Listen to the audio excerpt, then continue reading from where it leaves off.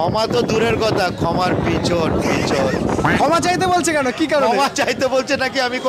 আমি ভালোর জন্য বলেছিলাম বস, যে শিক্ষার মানটাকে নিচে ঢুকিয়ে দিচ্ছে, এখানে বলেছিলাম। বাট শিক্ষাটাকে নিচে গুলে খাইয়ে দিচ্ছে, এই চায়ের মধ্যে গুলে খাওয়াচ্ছে। এর জন্যই বলেছিলাম যে একটু শুধরাও কথাটাকে, একটু করার জন্য আমি ছোট্ট করে একটা ভিডিও ছেড়েছিলাম। তো সেই জন্য নাকি আমাকে বলছে আমি মদ খেয়ে নাকি ওই ভিডিওটা করেছি।